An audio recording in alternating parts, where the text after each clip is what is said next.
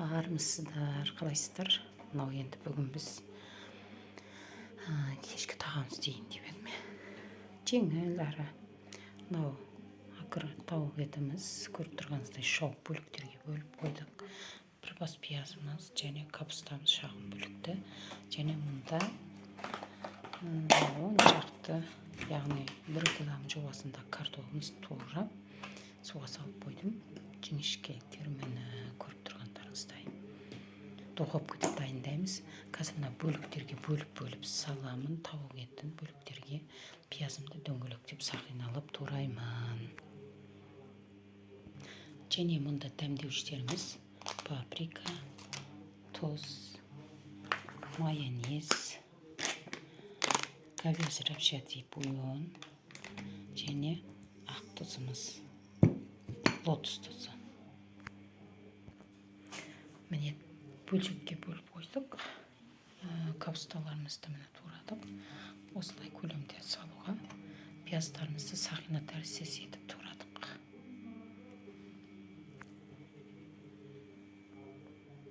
Бір бас пияз, бір бас капустаға қырыққабат шағын ғана, аз ғана кішкентай. Міне бірінші пияз, капуста қойып шықтым.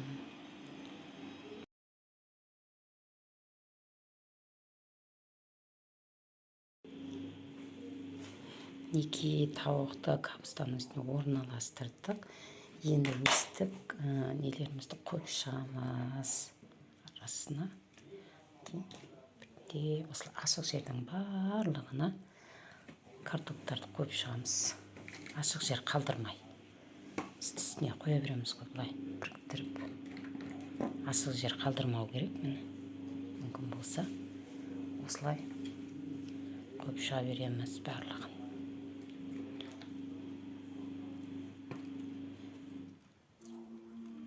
Әлі дәмдеуіштерді салған жоқпын, енді саламын. Ал енді бұған біз тұзымызды себіп жағамыз ең бірінші. Мен қазір бір қасық тұз себеміз ғой негізі. Осылай себіп жағамыз. Мүмкін болса әр жерден сепкен жақсы.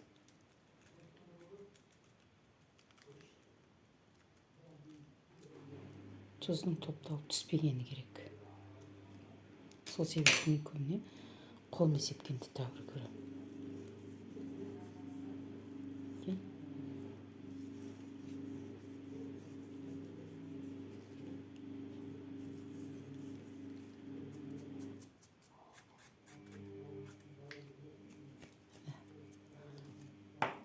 Енді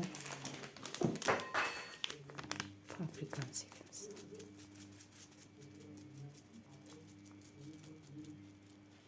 Паприка.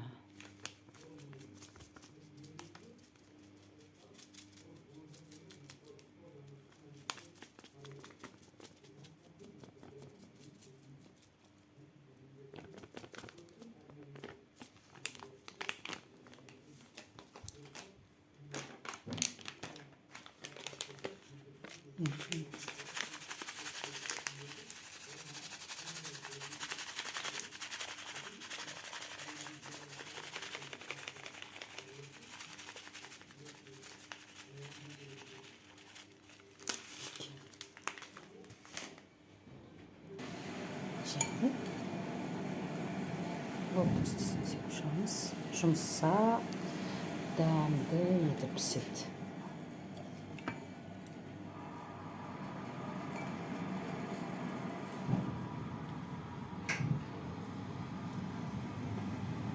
Лотос тұзы кетті. Енді қайтадан осының үстіне біз пиязымызды, капустамызды сапшамыз. Пияздарды қойып шығамыз. Сақиналап отырып.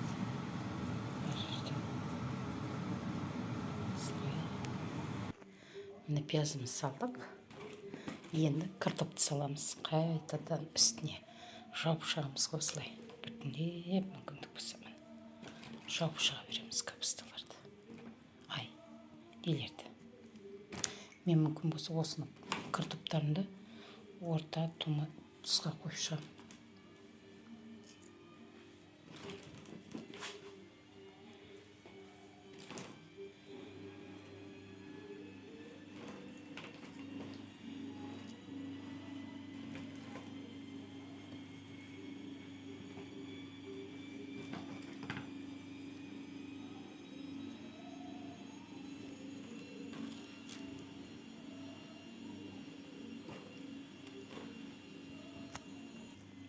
Мына картоптарымды қойып шықтым.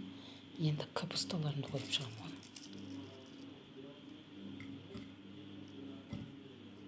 Осылай біртіндеп жауып шыға береміз барлығы. Мінекей.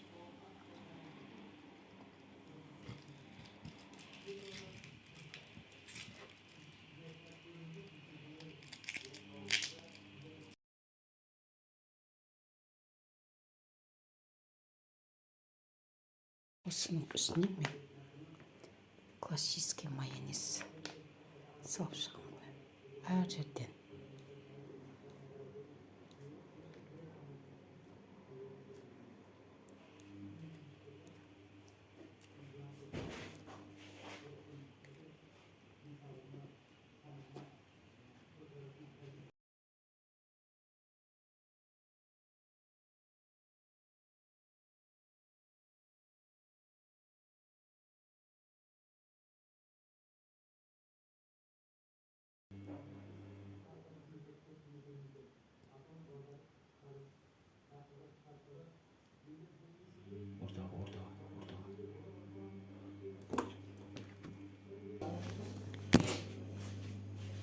Міне жауып шықтық, сүймайдық.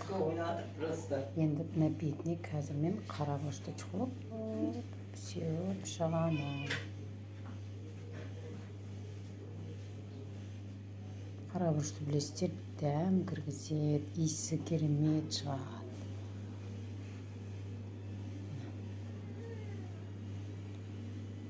Бұның бетіне приправа сеп тастаймын десеңіздер де өз еріктеріңіз. Бірақ білесіздер, мінекей.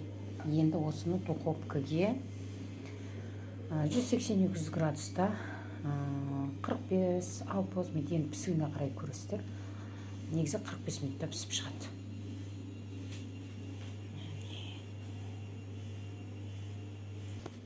Міне мен духовканы салдым. Бісмілла деп чекамызды бұраймыз. Мен қазір 45 минутқа қойдым. 270, міне 200-ден асырам басында духовкам жақсы. Менің духовкам екен қызып тұрған жоқ. Негізі қызып тұрған духовка қойсаңыздар да болады. Мен қазір қостым духовкамды. Сондықтан мен сәл асырып 250 қоямын да, кейін 180 градусқа қоямын. Тіпті 150-160-ға қойсаңыздар да, өйткені баяу қызып уже пісуге жақында от баяу отта піссе, жұмсақ өте керемет піседі.